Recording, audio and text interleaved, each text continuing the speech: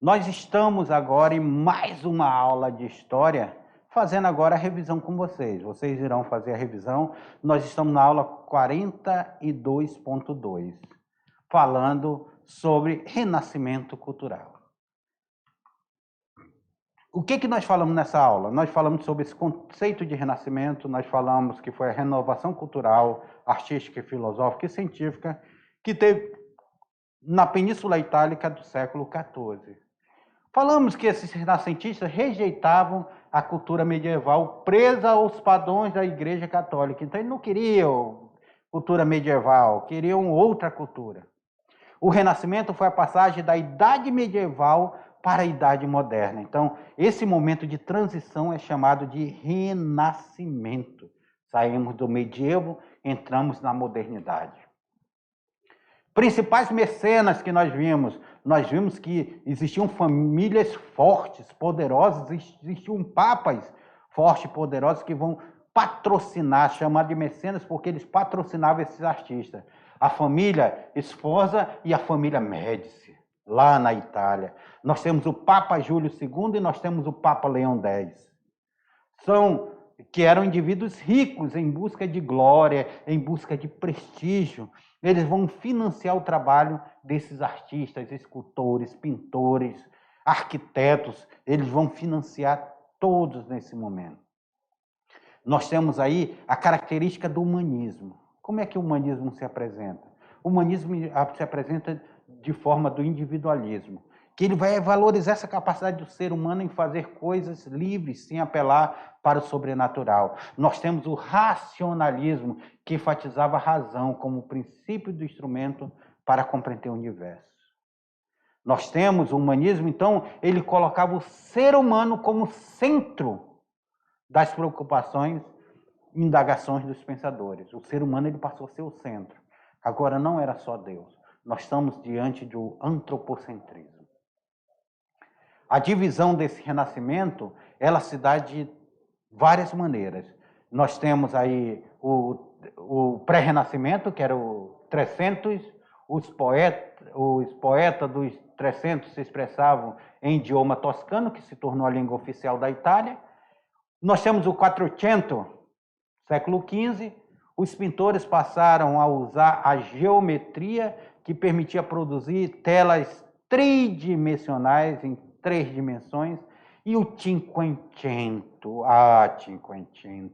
Cinquecento ele vai aparecer e vai revolucionar a pintura e a escultura. Michelangelo, Rafael, Donatello, Caravaggio, nós temos ali montes de escultores, pintores, artistas que vão aparecer neste momento aí. Então, essa foi a nossa aula sobre esse período, esse renascimento cultural. Eu vou deixar vocês agora que vocês vão fazer uma atividade e faça essa atividade e a gente já volta para a correção dela. Vamos lá, faça a atividade aí e a gente já volta.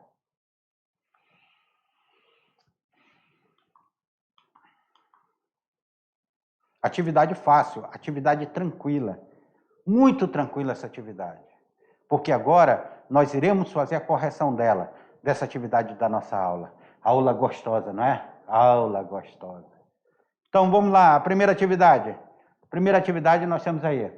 As principais características do Renascimento foram teocentrismo, realismo, intensa espiritualidade. Isso é a principal característica do Renascimento. Não, a principal característica do Renascimento foi o romantismo, espírito crítico em relação à política, temas de inspiração exclusivamente naturalista. Será que o Renascimento era exclusivamente naturalista? Ou seria a letra C, ausência de perspectiva ou adoção de temas do cotidiano religioso? Será que essa é a principal característica?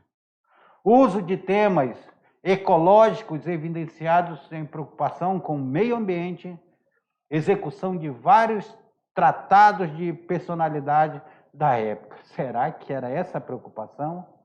Ou o Renascimento ele tinha como tema principal o individualismo, o racionalismo e o humanismo?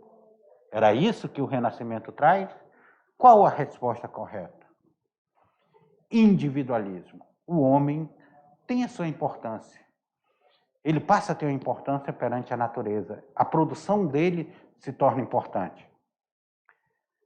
Racionalismo. A razão, ela é utilizada. A razão, ela serve para estudo, para pesquisa, para comprovar que nem tudo a explicação é divina.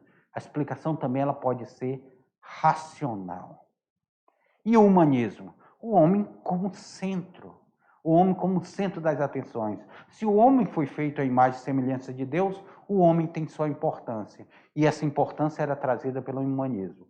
Então a resposta correta é letra E. Individualismo, racionalismo e humanismo. A segunda, ela fala o seguinte. Sobre o renascimento, pode-se afirmar. O renascimento pode ser visto como uma revolução religiosa? Letra B. Florença e Roma, Pequim e Bagdá foram centros de erradicação de movimento renascentista? Nós temos a letra C. O renascimento valorizava o anonimato? É isso? Todo mundo queria ficar anônimo, ninguém queria saber de quem foi aquela obra, quem financiou aquela obra?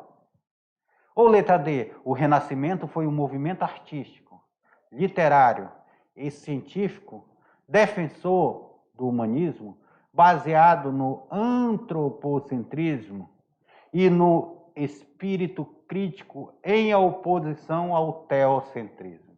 Será que foi isso? Ou o renascimento fez renovar todas as tradições islâmicas da Península Ibérica reprimida pelas cruzadas? O que foi o humanismo? O que foi esse humanismo, esse renascimento? Esse renascimento que nós olhamos, lembra daquela imagem do homem vitruviano que a gente mostrou para vocês? Aquilo dali representa um tanto quanto esse racional, essa imagem do homem tendo a importância. A mentalidade mudando, a forma de pensar mudava. O homem agora é um homem antropocêntrico. Um homem antropocêntrico. O homem agora ele possui um espírito crítico. Ele faz oposição a tudo aquilo que a Igreja Católica pregava, que era o teocentrismo, que era apenas Deus e só Deus e que o homem não tinha importância nenhuma. Ele disse, não, o homem foi feito à imagem e semelhança de Deus. O homem tem a sua importância. Então a resposta correta é a letra D. Letra D. Renascimento foi um movimento artístico, literário e científico, defensor do humanismo, baseado no antropocentrismo e no espírito crítico e em oposição ao teocentrismo. Se liga no Enem, meu aluno. Se liga no Enem que nós estamos na terceira. E a terceira ela fala o quê? Acompanhado, um Enem de 2011, acompanhando a intenção da burguesia renascentista de ampliar o seu domínio sobre a natureza e sobre o espaço geográfico, através da pesquisa científica e da invenção teológica. Os cientistas também iriam se atirar nessa aventura, tentando conquistar a forma, o movimento, o espaço, a luz, a cor e mesmo a expressão e o sentimento. Olha o que o texto nos traz. O texto apresenta um espírito da época que afetou também a produção artística, marcada pela constante relação entre. Agora eu quero saber a relação de quê? De entre o quê? Entre a fé e o misticismo? Era essa relação que esse período nos traz? Ou seria entre a ciência e a arte? Ou a cultura e o comércio? Não, deve ser entre a política e a economia. Ou seria entre a astronomia e a religião. De que nós estamos falando? De que nós estamos falando aqui até o momento? Das invenções e tudo. De que nós vamos falar até o momento? Ciência, arte, cultura. Então, nós estamos aqui dentro de um contexto, falando dessa mudança que o mundo está passando, dessa mudança científica, dessa mudança artística. Tudo isso dentro de um novo contexto social que a Europa está passando. Quando nós falamos o mundo, nós estamos falando da Europa. É a Europa que está passando por isso, que vai ser reflexo de outros acontecimentos, entre eles as grandes navegações. O movimento que começa na Itália vai se expandir por toda a Europa, vai se intensificar por toda a Europa.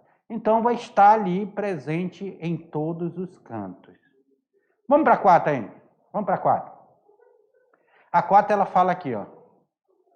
Durante o período de 400, houve um notável desenvolvimento da produção literária, além das artes plásticas. Indique a obra de Sandro Botticelli. Qual é a obra de Sandro Botticelli? Eu mostrei um quadro dela para vocês. Eu vou dar uma dica para vocês. Tem uma mulher no meio nessa obra de Sandro Botticelli. Tem uma mulher lá no meio dessa obra. Nós estamos falando de quê? Leviatã? Nós estamos falando do direito da paz e da guerra? Nós estamos falando da República? Nós estamos falando do nascimento de Vênus ou estamos falando da política segundo a Sagrada Escritura? Obra de Sandro Botticelli. Os artistas desse período, eles tentam até uma disputa ali.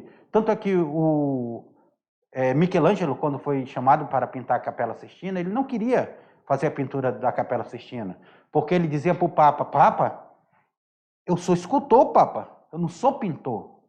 Quem é pintor é o Rafael, chama o Rafael. Aí o Papa disse: não, eu quero você. E você vai ser pintor. Cara, o cara que era escultor, ele se torna pintor. A Capela Sistina, se você olhar para cima na Capela Sistina, você vai ver as passagens do Gênesis, passagem da Bíblia do Gênesis. Vai ver Adão e Eva, vai ver a criação do homem, vai ver Caim e Abel, vai ver ali o Antigo Testamento, é retratado ali no Antigo Testamento, no teto da Capela Sistina. A Capela Sistina é lá onde se reúnem os bispos para escolher os papas.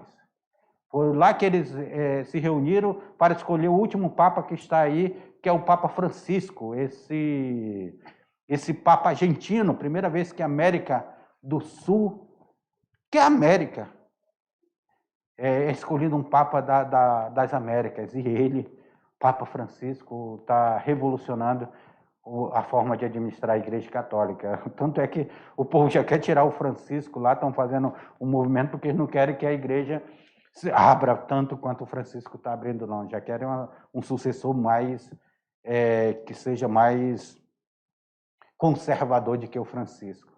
Então, nós estamos aí, nesse momento, nós temos Sandro Botticelli, que também era um grande artista, e ele tenta retratar a mulher. Ele tenta retratar na mitologia grega, ele traz da mitologia grega o retrato da mulher, porque assim mesmo como o homem é importante, a mulher é importante. O nascimento de Vênus.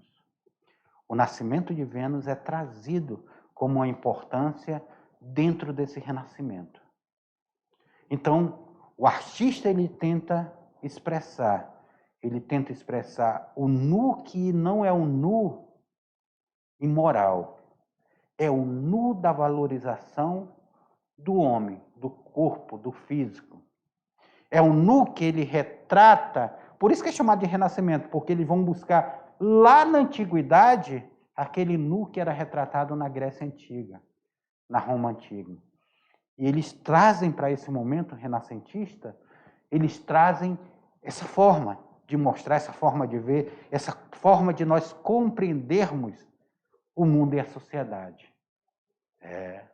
Nós estamos em um novo momento da arte, um novo momento da cultura, um novo momento da política. Quantos filósofos não vão surgir também dentro desse momento, que vocês irão ver, como o professor Loures Maia, a filosofia surgindo nesse momento renascentista, nessa idade contemporânea, ou nessa idade moderna que nós estamos estudando. Vocês irão ver vários surgindo, vários filósofos surgindo aí. Então, essa é a característica deste momento. E Sandro Botticelli pinta na tela para vocês. Justamente, nós estamos falando sobre o nascimento de Vênus. Ele busca lá na mitologia grega o nascimento de Vênus. Ele vai buscar na mitologia grega esse nascimento de Vênus. Então, meus queridos alunos, o que nós trabalhamos aqui? O que nós trabalhamos dentro dessa arte? Queria Michelangelo aqui comigo. Vamos chamar aqui Michelangelo fazendo a obra de Davi. Vamos chamar o Michelangelo. Para mim, ele é o artista mais completo, que ele faz essa escultura de Pietà, de Davi. E quando você chega no museu, lá em Florença, o Museu de Firenze, lá em Florença, existem obras inacabadas de Michelangelo. E é impressionante. As obras inacabadas desse período são esculturas que estão no pedaço de pedra, onde ele fez o rosto, fez parte do corpo, fez um braço, fez outro braço, e parece que aquela escultura ela está querendo sair da pedra, ela está mais de 500 anos aprisionada naquela pedra. E ele faz essa grandiosa obra que foi Davi e Pietà, que eu mostrei para vocês no final da aula passada.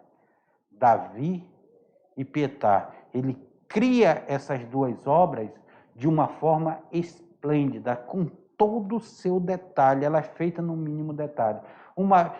Quando ele fez Moisés também, que eu não mostrei a imagem de Moisés, mas quando ele faz Moisés, ele chega a bater na estátua, com um martelo. E ele olha para a estátua e diz, por que não falas?